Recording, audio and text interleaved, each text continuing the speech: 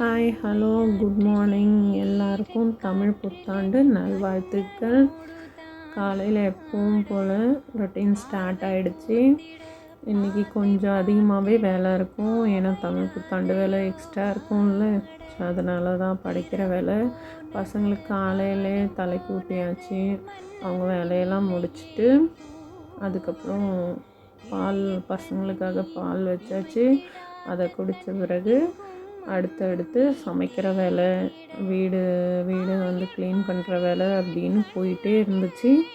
காலையில் எல்லோரும் சேர்ந்து உட்காந்து பாலை குடித்தாச்சு. அம்மாவும் வீட்டில் இருந்தாங்க. ஸோ அம்மா ஒரு பக்கம் எனக்கு ஹெல்ப் பண்ணாங்க. வேலையெல்லாம் போயிட்டே இருந்தது.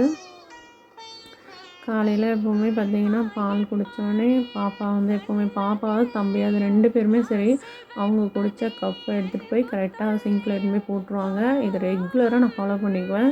நான் எடுக்க மாட்டேன், நான் கையிலேருந்து வாங்கவும் மாட்டேன். நீ குடித்தா நீ தான் எடுக்கணும், கப்பாக இருந்தாலும் தட்டு இருந்தாலும் நீ தான் எடுக்கணும் அப்படின்ற மாதிரி சொல்லி கொடுப்பேன். கீழே சிந்திட்டாலும் துணி எடுத்து வந்து துடைப்பாங்க. அதை தான் இன்றைக்கி உங்களுக்கு ஷேர் பண்ணியிருப்பேன். அது எப்போவுமே வீடியோக்காக இல்லை, எப்போவுமே எங்கள் வீட்டில் அது ஃபாலோ பண்ணுறது. அப்புறம் கடகடன்னு இட்லி செஞ்சு கார சட்னி அரைச்சி அவங்களுக்கு அம்மா ஊட்டி விட்டாங்க.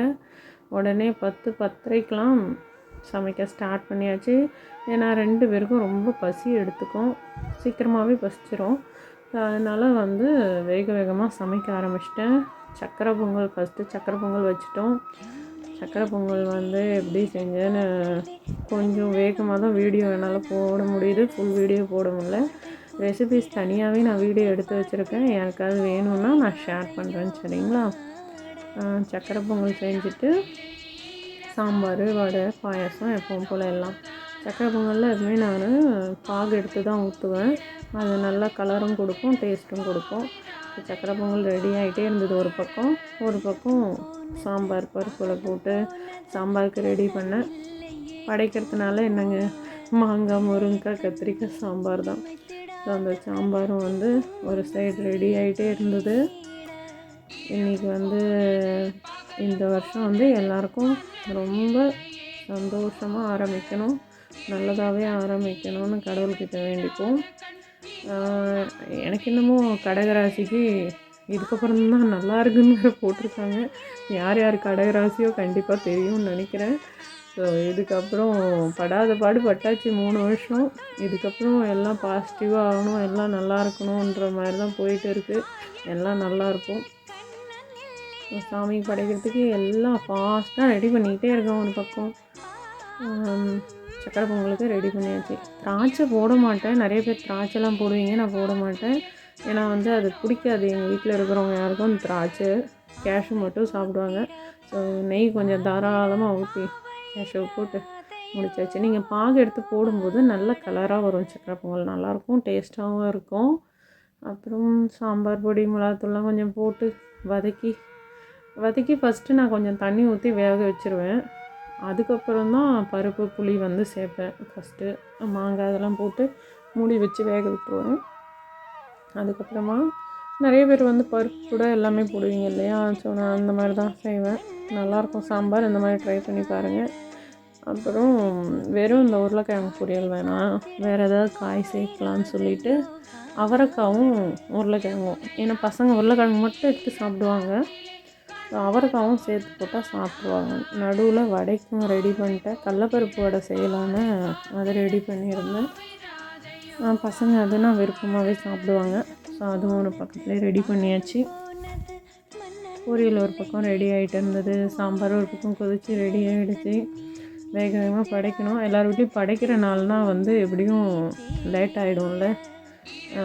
எப்படியும் 1 மணிக்கு மேலே 2, 3 ஆகிடும் இல்லையா? எங்கள் வீட்டில் வந்து 1 o'clock முடிஞ்சிடும் எல்லாமே. மோஸ்ட்லி 12:30. ஏன்னா 10:30 ஆரம்பிக்கிறேன். எப்படியும் ஒரு 1 ஹவரில் முடிச்சிடுவேன். அதிகபட்சம் 12 மணிக்கு எல்லாமே முடிஞ்சிடுச்சு. கடைசியாக வடையும் போட்டாச்சு. சாதம் ஒரு பக்கம் கடைசியாக அடுப்பில் சாதமும் வச்சுட்டேன். எல்லாம் செஞ்சு முடிச்சுட்டு அப்படியே க்ளோஸ் பண்ணி வச்சுட்டு போய் சாமி வேலையெல்லாம் பூ போடுறது, சாமிக்கு அலங்காரம் பண்ணுறது, இந்த வேலையெல்லாம் முடிச்சுட்டு அவ்வளோதான், படைக்க ஸ்டார்ட் பண்ண வேண்டியதுதான். பசங்களையும் கொஞ்சம் ரெடி பண்ணி நிற்க வச்சுட்டு படைக்க ஆரம்பிச்சிட்டோம். படைக்கிறதுக்கு வருஷ கருப்புக்கு எல்லோரும் வந்து புது துணி போட்டுப்போம். புது துணியும் வச்சு படைத்தோம். வீட்டில் இருக்கிற நம்ம வெள்ளியோ தங்கமோ ஏதோ ஒரு பொட்டாவது வச்சு படைக்கணும்னு சொல்லுவாங்க. ஸோ அது எல்லாத்தையும் வச்சு படைத்தோம். காசு சில்லற காசு அந்த முக்கணி வச்சு படைக்கணும்னு சொல்லுவாங்க. பட் எனக்கு கடைக்கு போகிறதுக்கு டைம் இல்லை அன்றைக்கி. அதனால் கொஞ்சம் பழம் மட்டும் வாங்கிட்டு வந்து படைச்சிட்டோம். மெயினாக எங்கள் வீட்டில் சமையலும் சரி பழமும் சரி எது பசங்க சாப்பிட்றாங்களோ அதுதான் சாமிக்கே படைக்கிறது. ஏன்னா வந்து படைச்சிட்டு வேஸ்ட் பண்ணக்கூடாது இல்லையா? குழந்தைங்களுக்கு பிடிச்சதா சமைச்சா தானே அவங்க நல்லா திருப்தியாக சாப்பிடுவாங்க. செய்வேன். இன்னொன்று மாங்காவை பார்த்தோன்னே பொடியாக கட் பண்ணி உப்பு போட்டு வச்சுட்டேன். அது ரொம்ப பிடிக்கும் என் பொண்ணுக்கு சாப்பிட்டா. ஆனால் எங்கள் அம்மா ஏன் 2வது போட்டுக்கல? இன்னைக்கு சாம்பார் சாதம் இறங்குது. எப்போ அப்புறம் சாப்பிட்ணும்? ஒரு சாம்பார் வடை பாயாசம் இவ்வளோ கஷ்டப்பட்டு இறங்குது. நேற்று எறா குழம்புக்கு செஞ்ச உடனே சுட சுட போட்டு சாப்பிட்டாச்சு.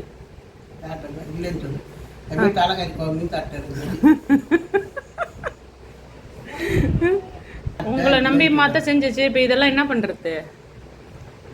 இதெல்லாம் என்ன பண்ணுறது? இதெல்லாம் நைட்டு டிஃபன் நான் வந்து சோறு சாப்பிட மாட்டேன், சப்பாத்தி தான் சாப்பிடுவோங்க. எங்கள் அம்மா டேஸ்ட்டை பார்த்தீங்களா? அப்படிதான் வெஜிடேரியன்னா அவ்வளோ கஷ்டம். அப்புறம் பசங்களுக்கு வந்து புது துணி வச்சு கொடுத்து காசு வச்சு கொடுத்தாங்க. தோரணம் அழகாக ஆசீர்வாதம் வாங்கிக்கிட்டா. அதெல்லாம் ஒரு நல்ல ஹேபிட் தானே குழந்தைங்களுக்கு. அதையும் சொல்லி கொடுப்போமே. இப்போ தான் அதெல்லாம் நிறைய இல்லாமல் போயிட்டே இருக்குது.